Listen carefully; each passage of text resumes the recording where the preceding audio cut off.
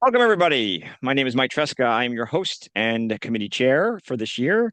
It is nearing the end of November. I'm quite excited to continue our series of virtual seminars. I think I've been calling them virtual panels, and I've stopped doing that because people were confused if they were groups of people, because a panel usually sounds like a lot of folks. So I'm going to call them virtual seminars or virtual sessions. So we're excited to do that. But I just wanted to give a little bit of housekeeping before we get started. One thing to be aware of is we are coming at the end of the year, so we will be talking about our goals and progress towards them. As always, that's something that I strive to do better than we did last year. I think we are making some progress, but hopefully we will make more. I haven't gotten those numbers yet, and I usually do those in December. That's one thing. The second thing we'd like to do is talk to our board. We haven't had a board meeting in a bit, so my goal is to try and set up a board meeting between now and January. It is, again, very hectic for everyone. So we'll see if we can do that. And we will also discuss our goals on that call. And then finally, we're going into January, and you know what that means? It's voting time. I always say the health of an organization is determined by how many people vote, not what they vote. So we really hope that you will vote for your committee members. That's both the chair is chosen by the board, so it's important that the board be voted in, and then we can go from there. So we look forward to your engagement on that. It's been a great year. We're not done yet, but we're sort of in the window. It feels like the year is almost over. So I look forward to sharing and talking more. But I'm very excited to talk to our guest today, Faith, who I'm going to, let's see if I pan this right. I did it. Okay, so welcome, Faith, to our lovely monthly, and in this case, months in advance uh, video recording that you're so gracious to schedule. I'm always afraid if I schedule these things too far out that somebody will forget or be like, "Who are you?" But you've been nothing but responsive, which I so appreciate. So welcome to the call. Thanks, Mike. It's a pleasure to be here. Always happy to talk. Yes, well, and I know you're a pro. We were talking about your that you've got really cool hardware. First of all, look at that amazing backdrop. Mine, I should unblur mine. But yours is fantastic. You've got some amazing stuff there. This is my sort of little nook. You can see I have the Time magazine, but look at those Funkos and everything. That's really impressive. I see there's Marvel there. Really nice. Thanks. So There's a bunch of stuff. I've got I've even got a magic card with my name on it there back oh, there as well from the Wizards scheme. that's awesome. So, I mean, that's a great segue. Obviously, you have an extensive background in the industry. One of the things we always like to do, and again, this is probably not new to you, but it's certain. I thought we invented this, and then I listened to the Dragon podcast. I was like, everybody does this, but we love to just hear your background. Just sort of bridge us through your interest in gaming up into, basically how you sort of got into the professional sphere, and then we can talk about that next. But I'd love just to introduce you to everyone. That would be lovely if you'd like to start there. Sure. So, I mean, my love of gaming, I can't even pick a specific point, but I loved board games when I was like really young. And I was always, want to play board games with my friends again. Hey, but we can make the rules better and coming up with new rules for them and trying to optimize like how the gameplay worked. Then I got into video games. And my mind was blown when I first like found Pac-Man and Space Invaders, things like that. Had a home computer, couldn't get enough games, so started coding my own. That definitely took me in the direction of tech for my career. So that was pretty fun. I think it was like 1983, was it, when the D&D Red Box came out? I was Christmas shopping with my stepmother, and she's like, what do you want for Christmas? Let's go into the game store. And I'm like, what is that? I have to have it. And started a lifelong passion for role play games. I was running that for my friends. I even got to play once, but forever DM from the start. So I ran a lot of friends at school. Then we moved on to AD&D when second edition dropped. Battle Mech, moved out. And all these, the 90s was great for all these extra games Yeah. that started coming out. Like, I got so many role play games back then. Um, and, that really kind of colored my I guess all of my hobbies. I got into live action role play as well as tabletop, but that kind of stayed very separate from my career. My career went into tech. Mm. So, and that I started off coding and then into analyst, project manager, program manager, QA manager, product manager, business change manager, and was in a position where I was, you know, about to be appointed to be an IT director at a very large firm. And I decided I'd had enough because what I was doing was just not making the world better. And actively the opposite, which was I found myself in a position where the company was acquiring other companies, and it was my job to pretty much replace people with technology and like Mm. get them, and lay them off to try and reduce the headcount by integrating systems and optimizing things. And I was really good at it. Um, and spending time with those people and seeing the impact on them, I'm like, look, I can't do this anymore. I really can't. I need to do something that I have a passion for that is actually going to make a positive impact on the world in some way. So I just quit on the spot. And it took a few months to try and figure out what I wanted to do. And, sat chatting with my wife about it. And she's like, well, what did you always want to do? I went back to Mhm. when I was at high school. And do you ever have those careers fairs where they have people in to try and give you advice on what are you good at? What do you want to do with your life? Yeah. Um, when I did mine, I was like, I want to make D&D for a living now. First off, they're like, what's that? So I explained what D&D was. And the careers advisor back then was like, yeah, you need to readjust your expectations. So suck it, careers advisor. I decided that nope, I'm going to do the thing I wanted to do. So there were limited opportunities to really get into doing that. We're talking like a bit over 7 years ago now. Especially coming at it from all of my background experiences in tech. So I was looking around and I saw that the team at Curse Gaming, who I'd been doing a load of writing mods and add-ons for video games with some of the people there. I was like, hey, this other team's doing this thing, they're building this website for D&D. And I'm like, cool. I want to get me involved in that then in some way. They've got a core team based in Huntsville. They're like, hey, we've got a core team here, but like we really need someone, like a few people to help out with doing moderation and forums and stuff. And I'm like, sure, while I'm trying to figure out what I want to do, this is at least making connections and doing something I'm going to enjoy is like just a little bit on the side. Um, Very quickly they realized that I knew exactly what I was doing about a whole pile of things. And we're like, can we give you a bunch of money to do a lot of this stuff? You understand the rules better than anybody else here, and we need to actually like build all these systems to define how the characters work and the games engine. I'm like, sure, yeah, I've got time. Let's do it. And the rest kind of became history there, which I moved up to being content, started off as a content specialist, reporting up to someone in product management who's like, you've got more experience at doing my job than I do. And I'm like,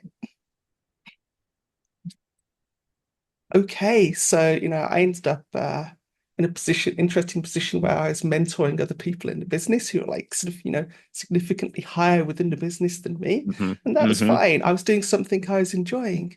And as long as it pays the bills, that's okay, right?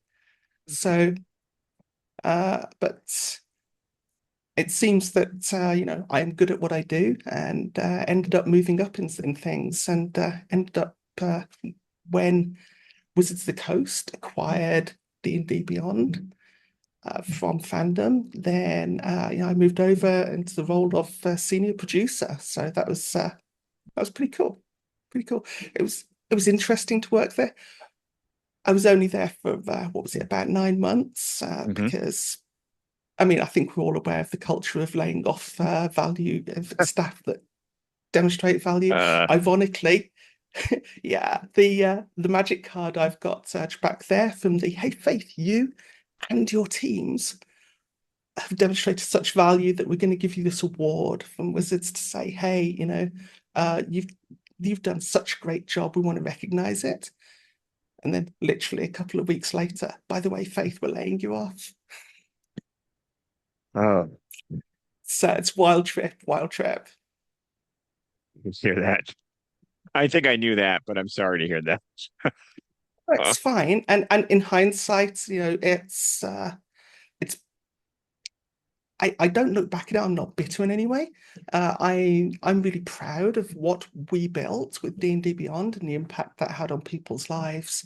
I still to this day get people coming up to me and saying, somebody's just told me you had something to do with D&D Beyond. I'm like, yeah. They're like, thank you for whatever reason that allowed me to play D&D when I couldn't before, whether it's accessibility, whether it which something I championed pretty hard when I was there, or whether it's just because they couldn't play in person and relied on being able to play remotely, or whether it's the period in COVID. And like to this day, that still happens. And, it makes me happy what I was able to achieve there, what the team were able to achieve there. And now there's new adventures ahead. So, it's all good. Fantastic. And that was the great segue where we mentioned you had the card, and I was like, well, let's touch on that you worked at Wizards, which is great. And so talking about new adventures, you've obviously now moved on, right? Uh, not whether it was by choice or sort of circumstance of how that was transforming. So it sounds like you've taken that experience forward, right? Because certainly you obviously have first of all, a wealth of experience from I guess it was at the time, was it Cursed? Is that what you said?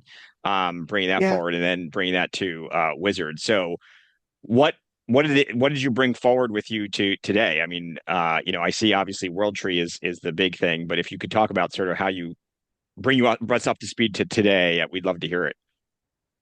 Sure. So, I mean, the core things that I've really learned during that time is to listen to user feedback and understand what it is that people want. And user experience is vital. Uh, and one of the things that I've learned that I think so many people just really don't grasp when they're trying to be successful in the digital product space, whether it's in tabletop role play games or anything else, is that if your product doesn't solve a problem that people have, it doesn't matter how good it is. You're just not going to be successful because nobody needs it.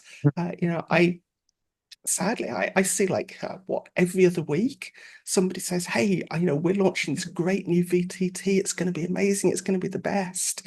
I'm like, cool. And I go have a look at it, and I'm like, you've just kind of taken what Foundry's doing, and then you kind of bolted some AI into it and put some pretty splashes of color. And I mean, it's okay, but it doesn't do anything that somebody else isn't already doing. So you're never really going to get anywhere with it.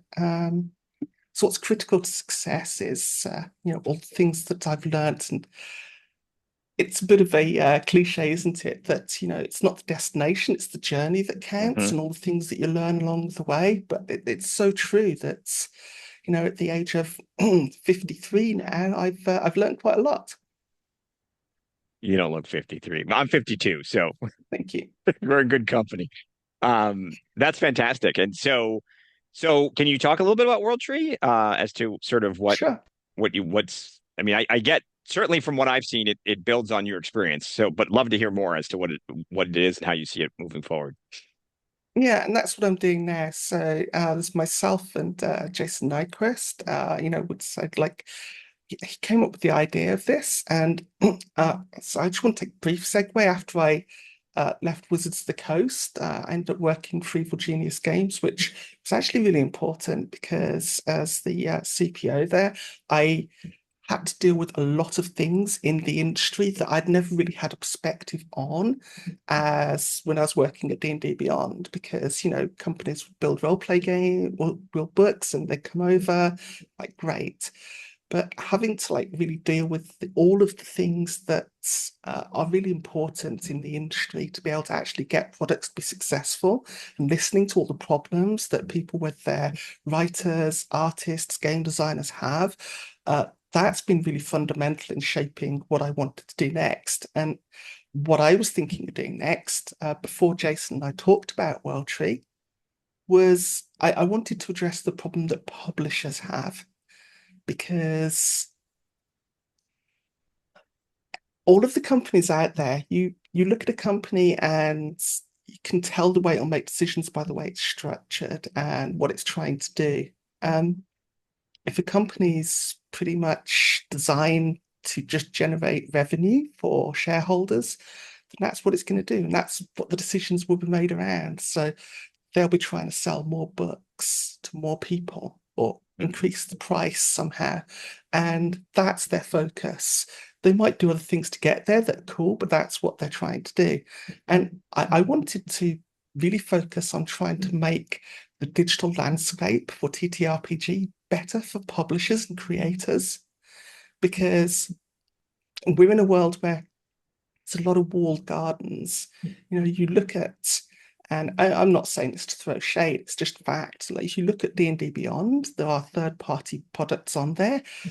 A lot of that plan I wrote out a couple of years back, but the it's by invite only. It's only, hey, here's the most successful ones allowed in there. I know plenty of creators who would love to have the content in there, but no dice. So Roll20, sure. They go on there, but you've got to hire people to get yourself on there. You need to hire the company or hire your own devs. Same with Foundry and all of these various systems. You're then, especially as a smaller publisher, not only trying to deal with creating books, but you've now got to have people that can code, or you're paying another company to do it. And a lot of even the medium to larger publishers view this as something that, like, hey, it's a service to our fans, and if we can break even by getting on a platform, then that's good. Rather than like, hey, it should be better than that. It really should be. So that's what I wanted to do. And Jason had this really innovative vision around how we could make user experience better for players and GMs. So we got together and kind of squished together, and that's the idea behind WorldTree. We figured out that we want to level up the industry and we want to be the best place to create and play role play games. And then we figured our values are community first, radically inclusive, and game changing. And that drives where we're at.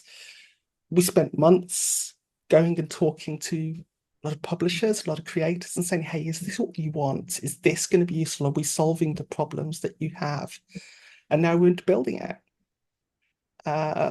So there's what is WorldTree? The elevator pitch is, think of something like D&D Beyond, but for all of your games and for creators too. But it's just so much more than that. We want to run, well, we're going to be running an all-inclusive content model, because there's a big problem that people have, which is barriers to play. You want to play a new game, but you've sunk hundreds of dollars into playing one particular game. It's quite expensive to try another one just to see if you want it. And I very much believe in physical books. I've got a lot of them here. I love them. I generally don't tend to use them to play. I tend to use PDFs or websites, and they're there for reference and look pretty, but I do like to read them. I don't think that's going away, and that's certainly not something I would want to go away. But yeah, the all-inclusive content model, consistency of interface, just solving the problems that people have and making it so you want to play another game. Sure, you're playing 5e with your friends, and let's face it, I think most of us have had that problem where you've got a group of friends and you want to play a game. Okay, who knows which systems? And it comes up that the system that everybody's already played is 5e. So that's what you end up doing, even if it wasn't really what you wanted to do. We get it. And so now WorldTree's up and running, right? Is that right?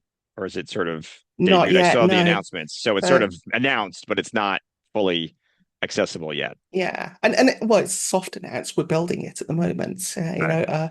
Earlier today, this week even, I've still been doing interviews, with hiring people, building out the team, and really kind of digging into that tech and making sure that we get it built up. um, so that we're ready to start actually shouting about it when we've got something to show people. Now, is that you anticipate that this year, next year? Well, this year's almost over, so not this year, probably No, next year, no, maybe. yeah. So it'll be next year sometime. 'Cause, we want to make sure we get it right, and you only really get one chance to make a first impression. So, we've got a lot of really good designs. You've seen some of those. You can see them on the website, on social media that we've put out. It's amazing. Again, thank you. I mean, that's Jason's work. I can't take credit for that one. He's the designer behind all this. But I we wanted to take a fairly soft approach first and just say, hey, let's have a presence. I want to be able to go to game conventions and talk to people and say, hey, we exist. This is what we're doing. So it's kind of important for people to go, oh yeah, no, I can look on Facebook or on Blue Sky or wherever, and yeah, you do exist. So and when people have got questions, we wanted to have some answers out there about who we are and what we're doing. Mm-hmm. It's fantastic. So, well, good luck. I mean, we're going to be tracking you anyway, so Thank very you. excited to see the progress on that. I think it's right. I mean, again, we've seen this before. You get the big industry leader, they do the thing, and of course, what's the first thing they do? They wall it out, right? So that it's great, but there's no competition, or it's the competition that's only complementary to their business model. To your point, and then, of course, everybody else has to just figure it out. And there's always a huge opportunity for everybody else. I mean, look, the industry is there's Yeah, always a huge that half the threads on the internet are, true. there's stuff besides D&D.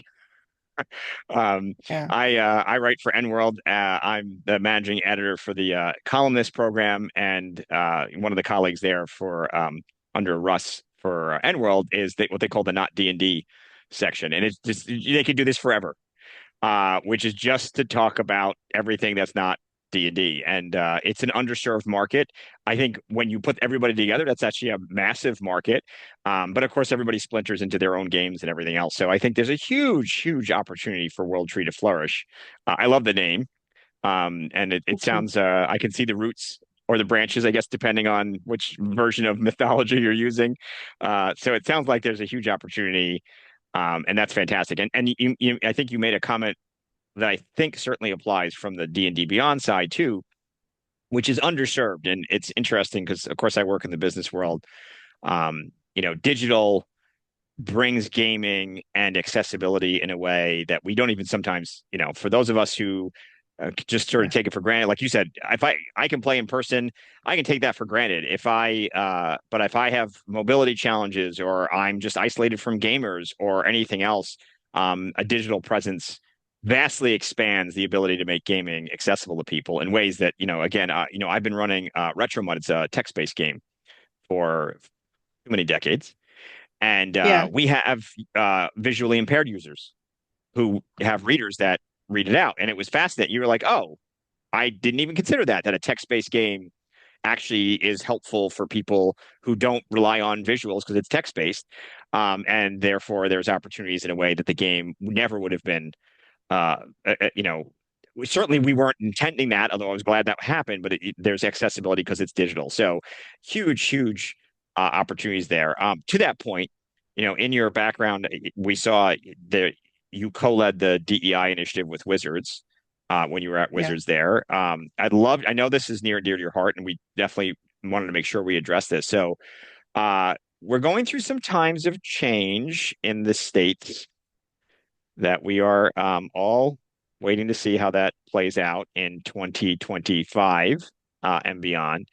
And there's really a lot of discussion around, and certainly part of the CAR-PGA's discussion is how we welcome everyone, right? I always say, look, D&D's original argument about why it was so much fun was anything is possible, right? So you can be anyone, you can essentially the limit is your imagination. And then what you find out is our imagination is actually pretty limited. My favorite example is apparent. I forgot this, but it's true. When Google came out, people wrote books about how to use Google, and that's just sort of an interesting point, right? Which is, yeah, you can give people this amazing platform to do whatever you want, and we kind of do the same thing because we bring our limitations to it, right? And so I think gaming has sort of, and tabletop role playing in particular has been sort of surprisingly not as nimble and inclusive as we would have hoped. The CAR-PGA's part of our mission is for that reason. But we're coming around to it. We're not nearly going as far and as inclusive as we hope, but I'd love to hear your perspective on sort of the opportunities for the GLBTQ AI plus community. And that's not the only community, certainly in terms of reach, but love to hear your perspective on where we are, what we could do, and certainly from your experience and perspective, what we can do better. It's a small question. Yeah. It's, you know, just yeah, that's a Such little, little bit, right? Like, so there I was with like, oh no, I'll talk about World Tree, but I don't want to do the full pitch because that could take forever. There's so much to you're talk like, about great, there. But Mike. like Now we're going to now, talk like about. here we go. But like, no, you're right. And this is something that is, very dear to me and is hugely important.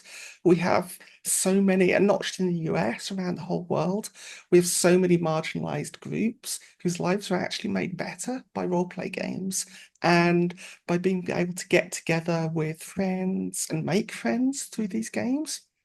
Um, the accessibility point you touched on there, and jumping back slightly for a moment, just 4 years ago, I was out for a couple of drinks with some friends, and one of them introduced me to one of their friends who's blind, and like she was in tears because the work we'd done enabled her to play D&D, which she'd always wanted to do and couldn't before. So, there's a marginalized group right there that is impacted positively by not by games, but by the way that they are distributed and portrayed. And that really got me thinking in some ways around how we can really make sure that we're doing everything we can for everybody. So the classic thing that everybody thinks of with role play games is, hey, it's a safe space to be able to explore your personality, whether there's people who are questioning their gender, their sexuality, or anything else, somebody working through therapy. I've got friends who actually use D&D and other role play systems as an actual therapy to be able to help people because you can learn skills and learn communication like in a sandbox where there's really low consequences for failure or for trying something and finding, hey, that's not me. That's a huge thing that just by existing tabletop role play games do. I'm seeing so many more uh, either conventions or local game shops running game tables that they're really kind of making sure that they signal that they are inclusive, having progress pied flag wins in the window, making sure that people know, hey, this is a safe space. And that's something that people who run those spaces sometimes forget about. It's just super important to let people know you are a safe space for people to come and play the games. Um, and that's just the physical space, but there's a lot more on the actual games themselves. And as you said, Gygax said back in the day that role play is for everybody. And like, as you touched on, imagination's interesting. We can imagine all sorts of things, but people tend to build things they're imagining out of the blocks they have and know. Hmm. And they don't reach for blocks that they don't understand. So they're not able to really comprehend and view things from other people's perspectives of what's important. So it's great that I'm going to go slightly sideways here. I didn't want to come to this with just my opinion.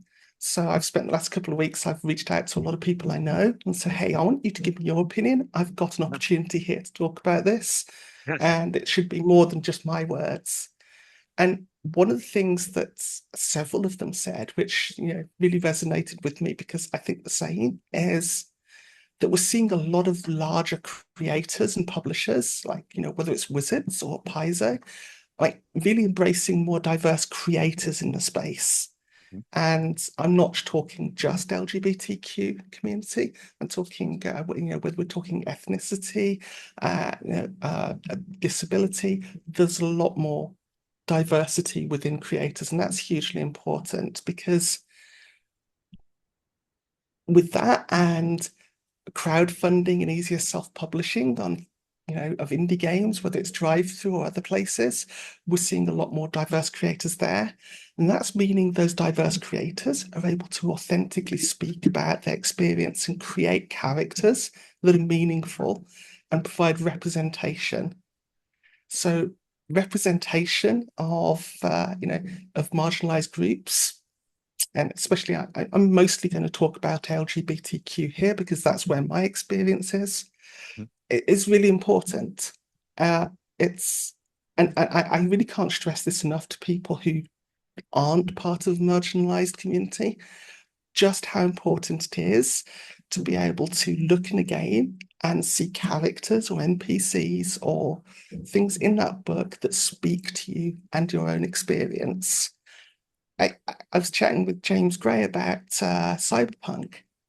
That's had trans people in it since last century, which, like within the last 10 years, people have been like, hey, wow, look at this. There's role play game with trans people in. It's like, oh, this is amazing and groundbreaking. It's Yeah, not. you're like, no, yeah. Games have been doing that for ages, but it's which games do you know and look at? But with that said, and how important representation is, and it's great that we're seeing that representation in these games now. I think that the industry can do a lot more. There's a friend of mine by the name of Paco who cut me a little video to talk about this that really hit that nail on the head when he said that it's not enough to just say, hey, we've got an adventure here and we're going to make this character non-binary. We're going to make this character trans. We're going to make this couple here, like a gay couple. It's like, two men in this relationship, or we've got three people over here in a polycule. I mean, that's great for representation, but it's not enough. It really isn't enough. What we actually need is for people who don't understand that and aren't part of those marginalized communities to see what life as those characters is like. And that's what representation is important for as well. And it's not just about hardships. We shouldn't put in a trans character and then immediately their entire story arc is about dealing with people being horrific to them. We shouldn't put in gay character and have them deal with persecution because they're being gay. We shouldn't put in someone with, ethnic diversity and have people instantly write a plot about racism. Like, there's so much joy in LGBTQ lives that we should talk about that.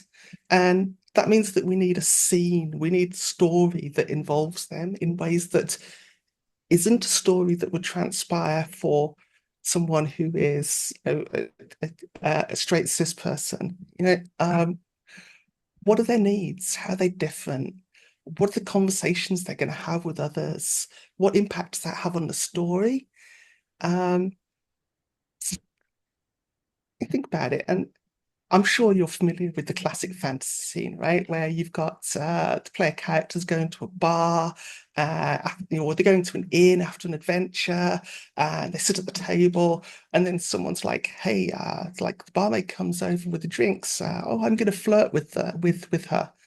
How often would you like see the scene happen where that barmaid then kind of looks at them a little bit, kind of like, "Huh, what?"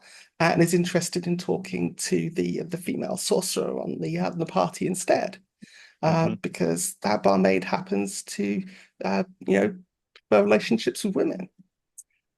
You don't.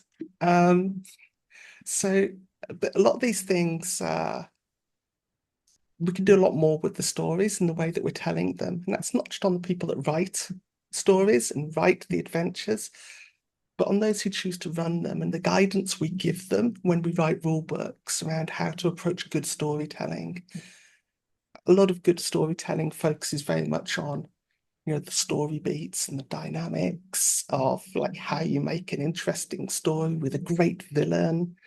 But we tend not to talk about how you can include diverse characters in a way that is actually respectful and interesting. And it's funny because I think one of the challenges we have is like people just need to be able to be in the space and not and Yeah. accept them and have them be as boring or as exciting as everybody else versus it being, oh, look, there's a specific group that's here, and to your point, make it about that. And that's a challenge with all fiction. And of course it's a direct thread to people who don't necessarily have that experience, right? So the more diverse hopefully your influencers, writers, and participants are, then it sort of organically, you hope, not always, I know it's not a guarantee, starts to reflect the lived in experiences. And you hope you can have a character who is as different and normal in the same way as everybody else without it. And they can have the same kinds of exciting adventures and just blend in. I don't want to say blend in, but be part of sort of the natural rhythm of the story versus it being only about them. Not that that's not a story that's important. But I think to your point, and you said that, it starts with welcoming people into the space, right? So you've got a sort of Yes. the climate setting where you make that clear. And I think to the credit of many of the groups, and we certainly saw that with cosplay. It's interesting. I went to New York Comic Con recently, and it's very different. I didn't know this, but I guess New York Comic Con got mixed with Anime Con. Uh-huh. And Oh, okay. so, yeah, so now that you're already doing the math, right? So anime is very different space. Um, and a good way, I think. There's certainly other things that, anime has its own challenges as Sure. well, but in that space, tends to have broader perspective on some of these topics, I think, and you can feel it. It's different.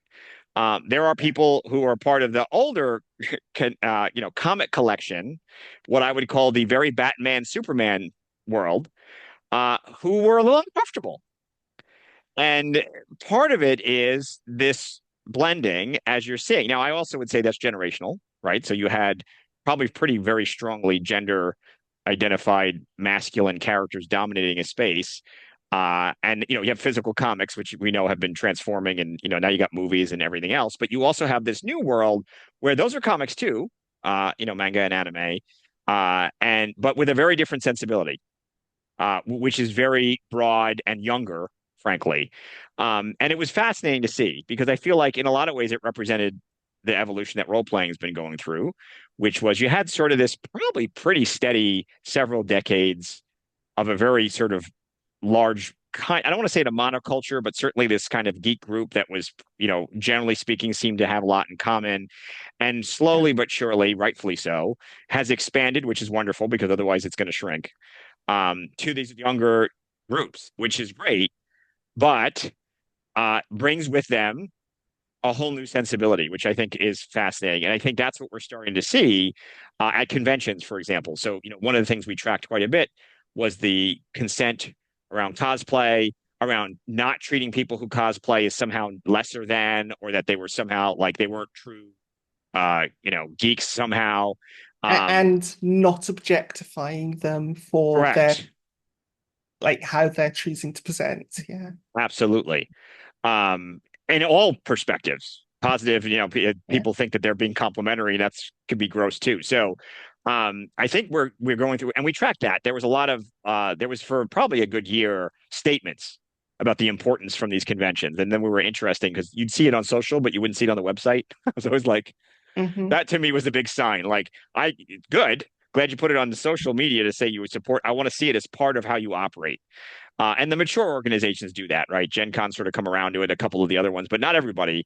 So you hope that we don't have flare ups where we have incidents, but you have safe spaces where people can feel to be themselves and just have a good time as geeks, by the way, which everybody was. That's what I saw at New York. One of my favorite things, which my wife and I were laughing about, was this the comment about personal space, which I was like, you never see that anymore, which was like, just be aware of your space, which is its own little thing. Yeah. Because of course, when people are in cosplay, other people just have backpacks on, and they just bump into each other. And it was like that little level of respect.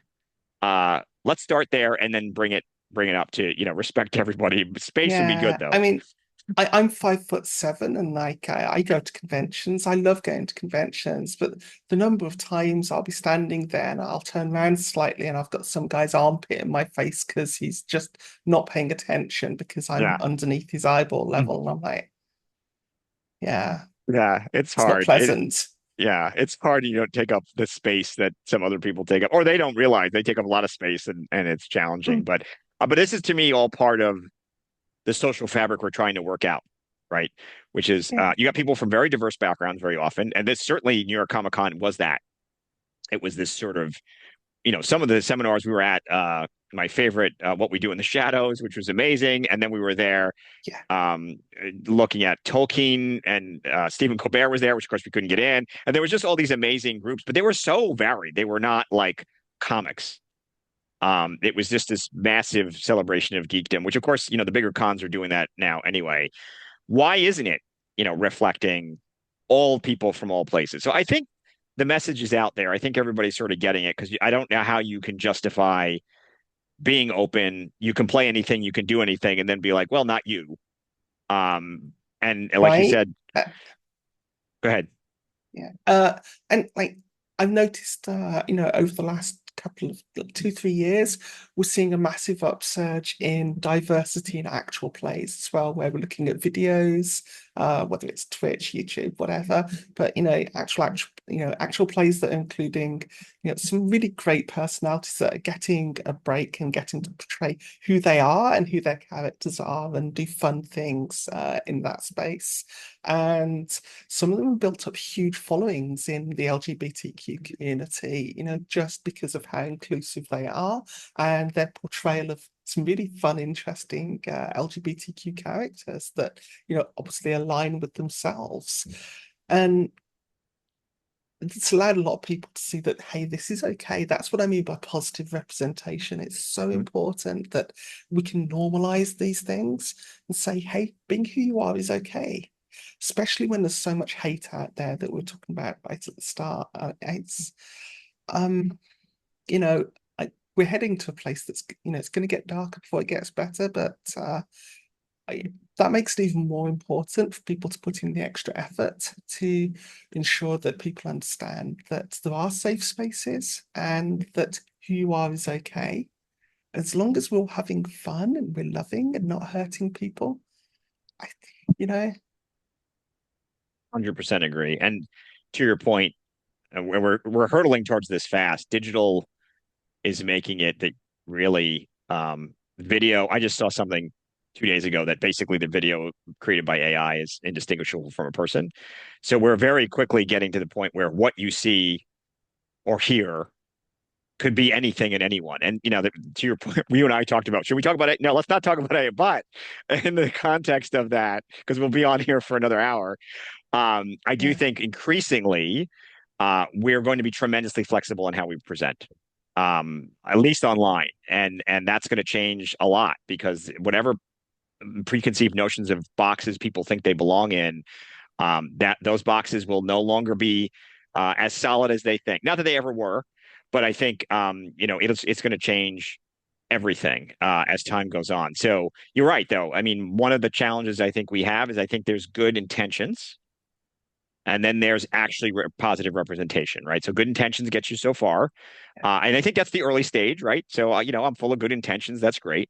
But positive representation is real long-term change where people of diversity are represented naturally. As I said, you can be as boring as the white guys, right? So you get in there, you're yeah. just part of them, all of And that.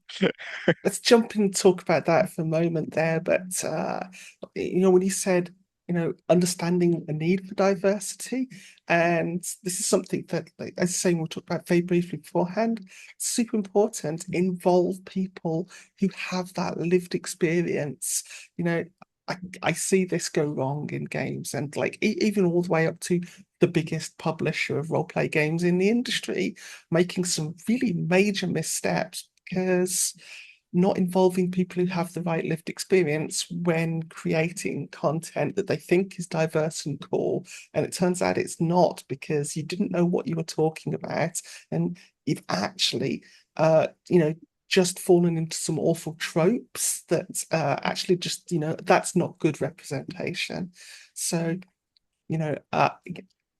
huge thumbs up for people wanting to portray diversity and have representation of diverse lives. But, absolutely, if you're creating content for tabletop role play games and you want a gay character, a lesbian character, bisexual character, trans people, by all means do it.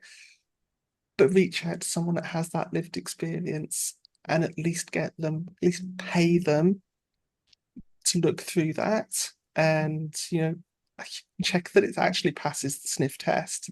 Because otherwise you can just end up producing something that is not going to make people's lives better. It's going to do the opposite. And this is the idea of cultural consultants, and I think we're seeing more of that Yeah, than ever before, which is great. Finally. real. I would love, and I know that there's a few people out there that are trying to put together initiatives to do this properly, but I would love to see, sort of almost like a proper IMDb of like who are the people you can go to for to get all this stuff done. Who are people you can trust to go to, or people with just the right lived experience, because you don't need to have years and years experience as a consultant to actually understand the value of your life and the people you interact with. And and I feel like I bring this up because certainly in my day job we deal with it is people are not monocultures either. So as much Yeah. as we want representation, we want to make sure there's also nuanced language. Your language matters, how you write, and how you approach things. Pronouns, all that stuff is very important anyway. Like that's a good practice. So it doesn't solve it alone. Just because you say, well, I got one person of this type, this category to look at a thing doesn't solve everything. It really is an approach to It really diversity. is. And the culture thing is when we're talking about internationally as well, because since it's on the internet, it's automatically international. I live in the UK, and just the differences between the UK and the US, I see that all the time in queer community spaces where someone asserts that this is a case, and then you've got somebody else saying no, it's not, because to them, 100% in their day-to-day lives, what they're saying is a fact, and both of them are true. They're vehemently disagreeing, but both of them are correct and true that what they've said is the case for their lives and their space. And when you then just look at the difference of, uh, what it might be like being lesbian, gay, bi, or trans in one state in the US versus another, versus the UK, versus being in, I don't know, Australia or in somewhere in mainland Europe or Eastern Europe or in China, those are hugely different and complex situations to try and navigate. Absolutely true. And look, I think as much as we'd love to provide one solution, you've provided several, which I really appreciate. And of course, all of them are sort of, it's not one thing you do. It's sort of you do it and hopefully you do it regularly, right? That's the other thing is it's not this is not just one action we take and then your convention is safe and your games are good. It's a lifestyle change. It's a mindset. And I think and again, I feel like it is in the DNA of gaming. Um, we have that opportunity. It's just whether we think enough to embrace it because we bring our own, biases and sort of just our, like you said, the blocks. I have these blocks and I don't think about these other blocks, and you just bring that there. So trying to keep an open mindset, which is sometimes challenging. The internet makes it a lot easier because it doesn't take much to find other people who aren't like you, but increasingly people have retreated to their corners a little bit. So we Yeah. hope we can keep doing that. Well, I want to make sure if I will give it to Tim. Tim, do you have any questions before we wrap up? I don't know if you did, but I'm giving to give you a chance to do so. I actually, you can hear me, okay? Yeah, actually, I kind of do. I'm a small game maker, and I am realizing with the incoming Trump administration and Project 2025 and stuff, that I am possibly in danger if I include trans representation in my books. That's a Project 2025 goal, and I'm sure you know this. And it's made representation really fraught for me, and I'm like strategically trying to figure out how I'm supposed to address this. And Sure. And like, we've just seen this week, people talking about the was it Dinogo and Devilsaur episode that Disney have withheld because it has some positive trans representation in it, and they're like, yeah, we're not going to be showing that. And it's like, oh, okay. But there are a lot of bigger businesses are just now starting to look at how they continue their business without having the focus like the Eye of Sauron kind of land on them, right? So yeah, I get it. And broadly, we've got two choices. One, that we as creators say, yeah, actually, sorry, it's it's too difficult and a little bit dangerous for me to actually have positive representation, so I won't. Which makes lives harder for those people who are actually living day to day with the consequences of what's about to happen or what is happening. Or the second one, which is we say, yeah, I'm with you, because they can't do it to all of us. And my choice is the latter. Every single day, every hour of every day. That's the direction I'm taking. And there will be consequences for me. And I'm okay with that. I'm comfortable with it because it's the right thing for me to do. I'm not going to preach to people and tell you you have to put your livelihood on the line to support LGBTQ people, specifically trans people who really need that right now, because we have to, if you're creating TTRPGs and you want to be inclusive, you can't do that if you go out of business. So it's a balancing act. But I say to everybody, do what you can, when you can. Thank you very much. Tim says he's a minor creator. All right, Tim, that's fine. Which Tim, minors did you create? yeah, Tim of 1,000-year-old. Yeah, go ahead, Tim. That's fine. He's not going to tell you everything, but I'm a huge fan of Tim's, and he keeps always underselling himself, and then I just make him very uncomfortable. It's what I do. But that's a good question. I mean, look, and I appreciate it too. Not everybody gets a choice in this, right? So Here's another important thing. Having the I'm going to walk back briefly to what happened to me over Evil Genius Games, and people told me I was really brave for resigning and talking about it. And I'm like, hey, that was a privilege that I had to be in a position where I was secure enough that I could do that. And it wasn't gonna, I wasn't gonna end up on the street. And same with anything else. When we're talking about representation and we're really kind of being positive for marginalized communities, in many ways, it's a privilege to be able to talk about it and still be safe that a lot of people don't have. So I would love to see people use their privilege for good. I'm going to jump in really quick and just say that the strategy I'm planning on is to leave the boot print. I'm going to make the book exactly like it needs to be made. I already have, and then if things change and I can't make that book anymore, I'll, X out on the next printing, physically scratch out the stuff that offends, that would put me in jail, and again, show the mark of the violence done by the government on freedom on the thing I'm making. And again, I get to do that because I'm a guy in a garage doing whatever it is I want. But Wizards of the Coast won't be able to do that. So, and I think the question at the end of the day is, some of us have privilege. What do we do with it? What do we do with it? How much do we want to spend the privilege dollars? Because it's been funding us for a while. So how much do we want to risk? And, everybody, I'm not in a position to tell anybody else, certainly. But I think it's to the extent that we can be brave as allies, that's a choice we have to make every day. And it's coming, to your point, Tim. It's coming for all of us. And, there's smaller things as well, but it's about there's a good friend of mine who is no longer with us. He would say to me that, and it's, I guess, a semi-famous quote anyway, but it's her favorite, which is, allies aren't the people who advocate for you when you're in the room. They're the people who advocate for you when you're not in the room.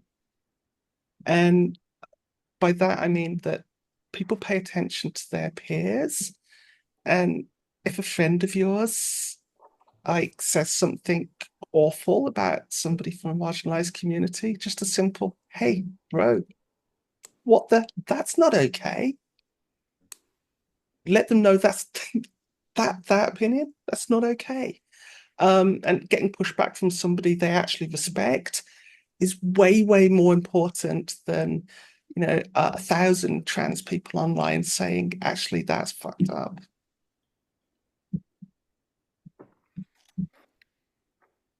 This is not ending on a positive. I was trying to make it as uplifting, but we have I mean, challenges. yeah, sure, we have challenges. We'll have challenges. And like, I don't want to make light of the fact that some awful shit's about to happen. It really Yeah. is. Yeah. But there is strength in numbers and in many, many voices. And I just really want to encourage people to, if you don't know if I'm going to pick trans people here, but if anybody actually is like, hey, you know what, trans people make me a bit squicky. I've never really met trans people. Talk to a trans person. They're people. They're not interested in doing bad things. They're mostly interested in just trying to get through their day like the rest of us, to earn enough money to pay for their food and their house, and you'll be able to get to work and back. Just try to help and make people's lives better. Yeah, and the experience I think is such a huge thing. Again, it's so fascinating because there's people, I always try to remind myself, there's people who just live their day. Everybody looks like them, everybody, that's their world, right? And some of us have jobs. My job is global. And once you can't go back to that, right? When you have that exposure to so many people from different cultures and worlds. But there are people who don't now. So the internet now is this opportunity, and whether we use it or do we go write a book about how to use Google, right? That's the way I look at it. Is sort of there's this opportunity with this magic answer box. Are you going to learn about things you don't know, or are you going to be like, let me just do the thing I know? And it's challenging to the extent that we can help open the doors. I think is challenging, but Tim's on the front lines for sure. So I appreciate that. I want to be sensitive to time. Faith, you're doing amazing work. So is Tim, but we'll interview him again later. How can we support you? By I the way, mean, you're a member, so you joined. So now there's no escaping us, just for the record. So you're part of the CAR-PGA family anyway. So I'm just going to keep stalking you and asking you what's coming next. But please tell us how we can support you. that's all good. And I don't want people to feel that they should support me because of who I am when it comes to Welsh and what we're doing. We'll be making the announcements and doing the flashy videos and stuff when we're ready. Um, and Welsh is all about community. It's about us embracing the community. And like something I didn't touch on earlier, that's hugely important to me. It's not about me getting wealthy. I don't even want to be wealthy. And that might sound mad, but like as long as I can pay the bills and I'm doing something I'm passionate about, I really don't care. So what we're doing is we're giving away equity in WorldTree to the publishers and creators in the industry. Oh, wow. So that the message is not like, hey, here's another VTT that you can get our games on. It's like, hey, look what we're building together. And that will help us not make bad decisions because we'll have people that are like, hey, this is what the industry needs. We're like, cool. Um, it's a whole philosophy of things. So, when you do see it, sure, we would love people to get involved. We would love people to come on board. Um, so that's the main thing people can do. And if when we do start launching it, people are like, you know what, I can't afford that. I mean, two things. One, use social media to boost it and let other people know that what we're doing. Sharing things that really helps. And if you're really stuck, let me know and I'll see what I can do. I really mean genuinely, I want this to be the community's platform. We don't do that by only making it available to people who have sufficient money. Right. Yeah. It's a whole nother level of diversity is resources in class. Yeah. So where can we find you on like so I've been Yeah. searching, obviously we know I found you, but let our listeners know where we can find you online so we can keep track of World Tree and anything else you're working on. Sure. So we don't have a community Discord server yet. That'll be coming later. That'd be a great place to hang out. But for now, personally, you'll find me on Blue Sky or Facebook mostly. We have presences on quite a lot of social media. If you find World Tree RPG, and we've got a website, I'll drop you all the links. So you've probably already got Please. them. Yes. Yeah. So we'll do that. But yeah, all of those places. We're not really that active on social media now because we're mostly just building it, and we're in the heads down. We've got to build this and make it work. While occasionally I kind of surface and make sure that we put some stuff out on social media to talk about what we're doing. Fantastic. So this was a lot and intense, and I think at the right time. There's probably never like a bad time or a good time. It's the right time. So this is helping me work through some anxiety that I have because and it's not over. But Faith, I so appreciate you taking the time. And I appreciate you just we bluntly, and the right person is to have Tim in the Q&A, which I'm pretty excited about. Thank you for joining, Tim, so that we could have this discussion. But this is not the end of the discussion. It's not even the beginning. I think we've been trying to have this discussion, but I'm glad that this is probably one of the first. We've had a few. We were talking to some creators, but I think this is the opportunity to continue that dialogue. That's always been our goal, one of our goals, and we've got to keep going. So first of all, welcome to the family. I'm super excited that you joined us. Second, to the extent we can continue to follow up with you, for sure. And third, we were absolutely going to check in with you because we're going to have an occasion to celebrate when World Tree launches as well. So I'd love you to come back. So please do. Also, And hey, now if we want to get other diverse people on, I know a lot of people. Well, exactly. Yeah, I don't care who necessarily. I just want to celebrate World Tree. No, I'm teasing. We do want you back specifically, but we'd love to have anyone from any of the community join us. We're already. I think we're good till the end of this year. I got one more guest, but I'd love recommendations for. Oh my God, 2020. I don't even want to say 2025. Tim, God, I have to say 2025. Just the phrase. So thank you so much. It's been a pleasure. I'm so glad you were able to stick with us. I know we scheduled this way out, and I'm super excited about World Tree.